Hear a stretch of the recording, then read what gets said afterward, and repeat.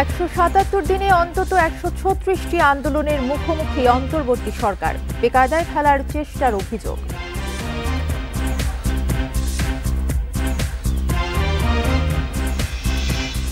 তুরাগতীরে বিশ্ব ইজতেমায় প্রায় 20 লাখ মানুষের জুমার নামাজ আদায়, সার্বিক ব্যবস্থাপনায় খুশি মুসল্লিরা।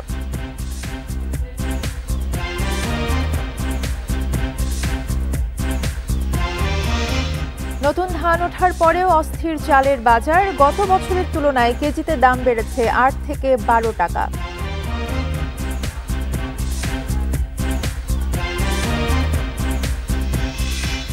অমর একুশে বইমেলা শুরু কাল, নাশকতার চেষ্টা হলে কঠোর হাতে মোকাবেলার হুঁশিয়ারি বিএনপি।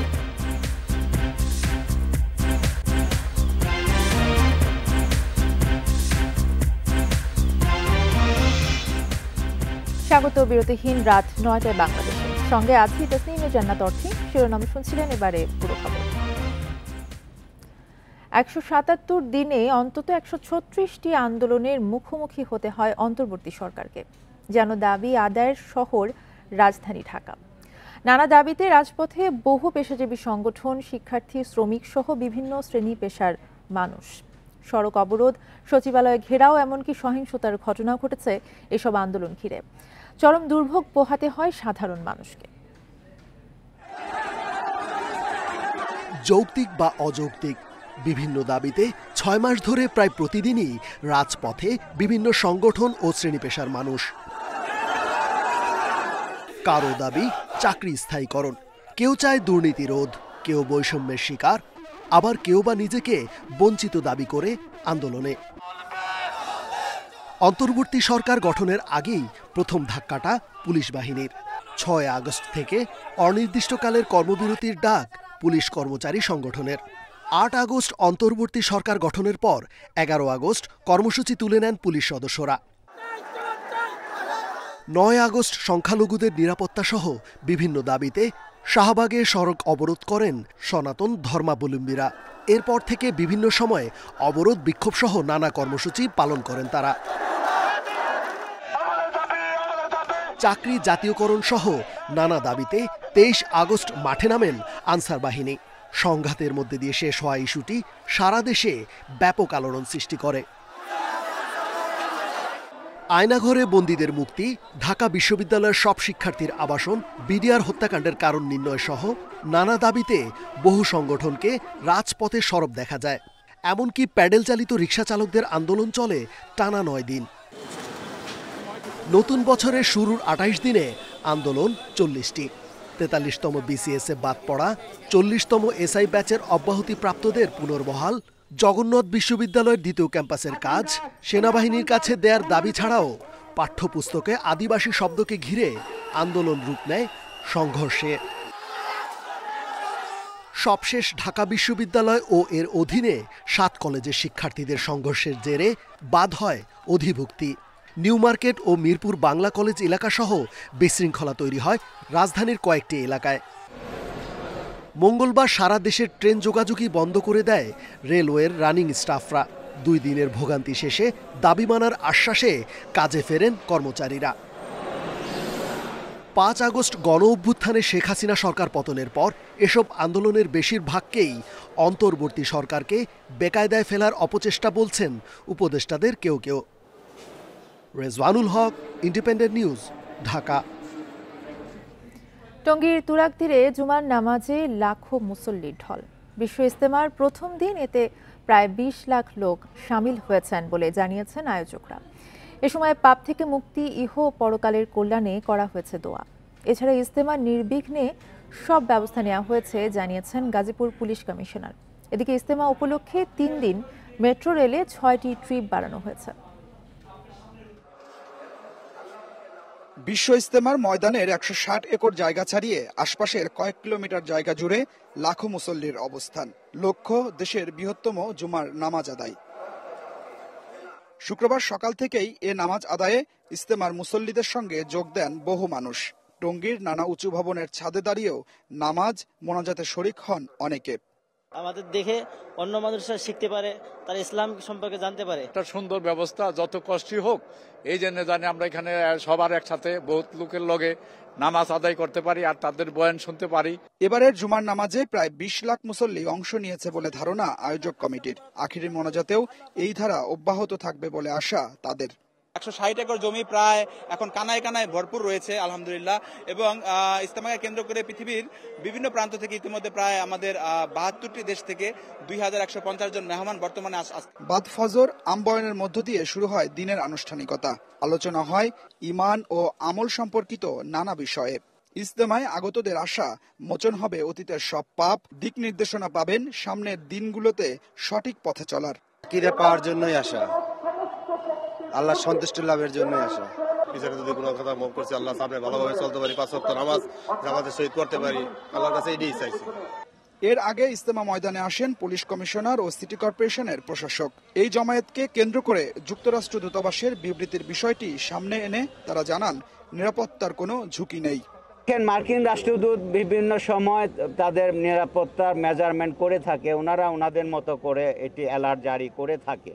আমাদের মেজারে মনে হচ্ছে না এখানে কোনো নিরাপত্তা ঝুঁকি আছে। রোববার আখিরি মোনাজাতের মধ্য দিয়ে শেষ হবে এবারের বিশ্ব ইজতেমার প্রথম ধাপ। জিকির আর ইবাদত বন্দিগিতে মশগুল টঙ্গীর তুরাগ তীরে আসা লাখো মুসল্লি। স্রষ্টার কাছে বান্দার ফরিয়াদ, পাপ থেকে মুক্তি আর ইহকাল ও পরকালের কল্যাণ। সেই সাথে প্রত্যেকের প্রত্যাশা বিভেদ ভুলে সবাই এক হয়ে অংশ নেবেন বিশ্ব ইজতেমায়।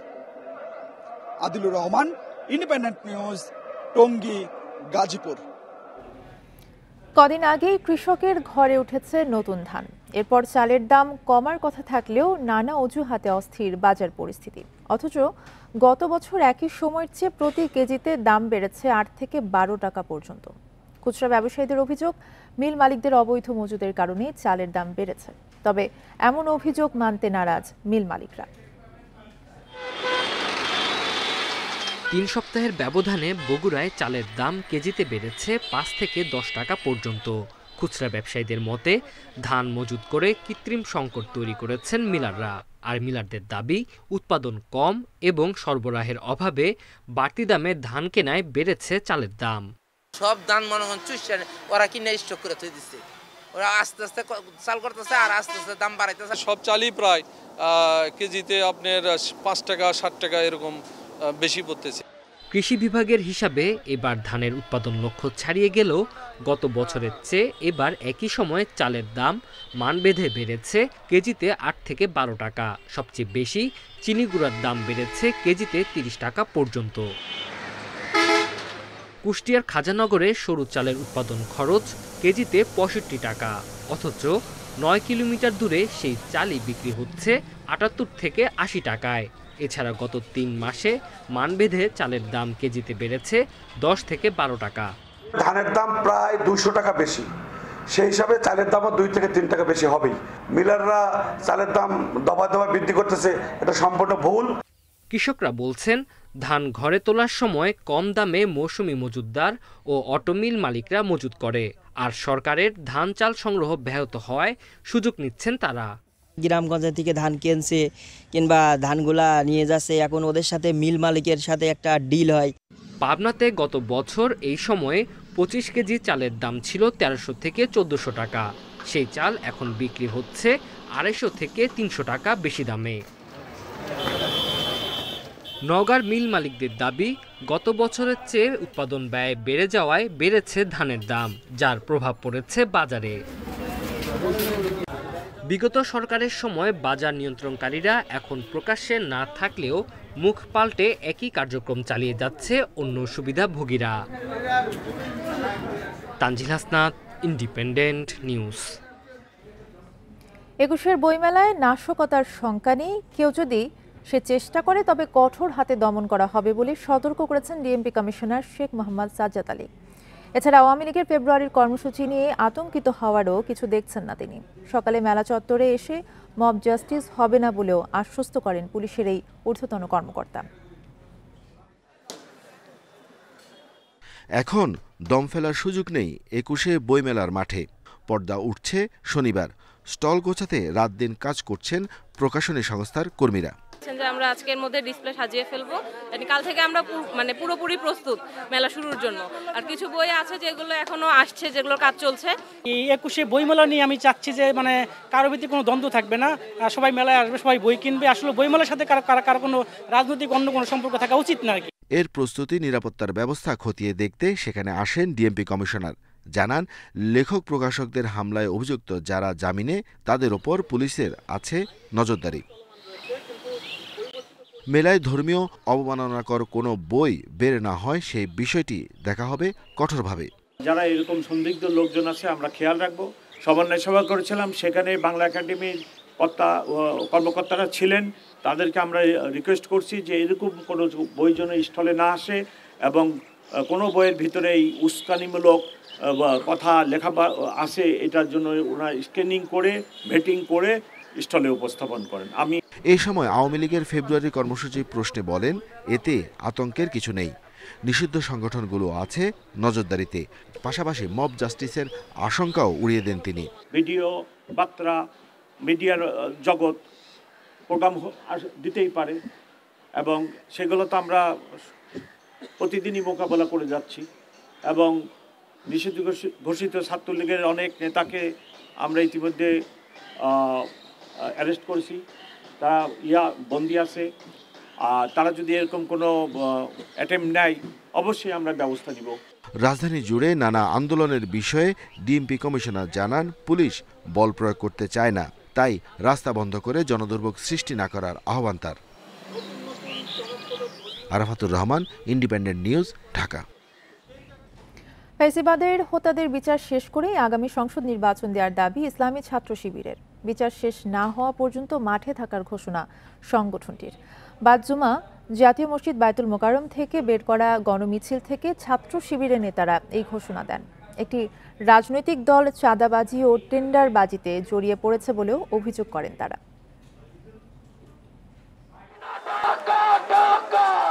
ফ্যাসিস্ট সরকারের গুম, খুন, দুর্নীতিসহ রাষ্ট্রবিরোধী কর্মকাণ্ড এবং জুলাই গণহত্যার সঙ্গে জড়িতদের বিচারের দাবিতে এই গণমিছিলের আয়োজন করে বাংলাদেশ ইসলামী ছাত্র শিবির। বায়তুল মোকাররম থেকে শুরু হয়ে সচিবালয়, প্রেস ক্লাব, মৎস্য ভবন হয়ে শাহবাগে গিয়ে শেষ হয় মিছিলটি। আওয়ামী লীগ ও তাদের দোসরদের বিরুদ্ধে স্লোগানে স্লোগানে মুখর হয় এসব এলাকা। শাহবাগে গণমিছিল শেষে শিবিরের নেতারা বলেন, দ্রুত সময়ের মধ্যে ফ্যাসিবাদের বিচার কাজ সম্পন্ন করতে হবে। বিচার নিশ্চিত না হওয়া পর্যন্ত তাদেরকে মাঠে নামতে তো হবে না। এই ফ্যাসিবাদের বিচার এই বাংলার মাটিতে কার্যকর করেই পরবর্তী কোন নির্বাচনের দিকে সরকারকে যেতে হবে।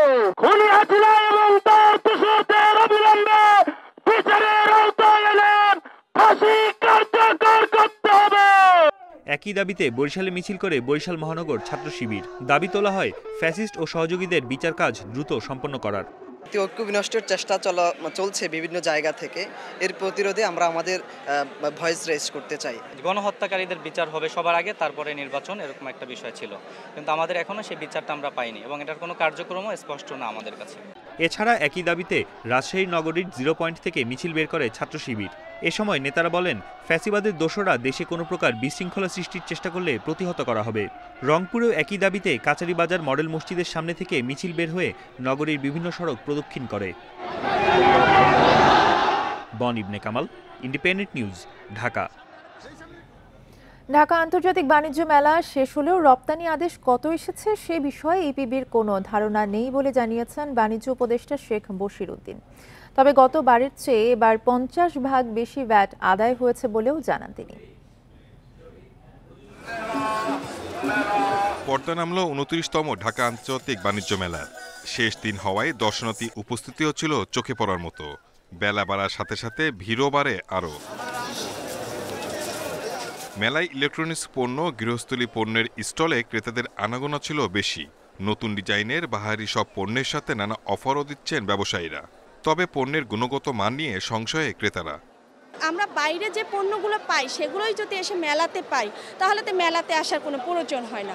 মেলাতে দরকার এক্সক্লুসিভ কালেকশন, যেগুলো দেখে মানুষের মনও ভালো লাগবে, কেনাকাটাও করবে। অবশ্যই মান উন্নয়ন করা উচিত, কেননা নতুন যদি কোনো মাল না আসে তাহলে আমরা এখানে কি দেখব? এখানে তো এই মাল অন্য জায়গায় অ্যাভেলেবেল। ইলেকট্রনিক্স ইন্ডাস্ট্রিতে এই যাবৎকালের অবিশ্বাস্য অফার নিয়ে এসেছি, যেটা আমরা বলছি যে কোটিপতি অফার, পাশাপাশি অবাক অফার। কিছু কিছু পণ্যে আমরা অলমোস্ট 55% ডিসকাউন্ট দিয়েছি। প্রতি বছর মেলা শেষে রপ্তানি আদেশের তথ্য জানানো হলেও এবার তা জানায়নি আয়োজক সংস্থা রপ্তানি উন্নয়ন ব্যুরো। তবে মেলায় গতবারের চেয়ে 50% বেশি ভ্যাট আদায় হয়েছে বলে দাবি বাণিজ্য উপদেষ্টার।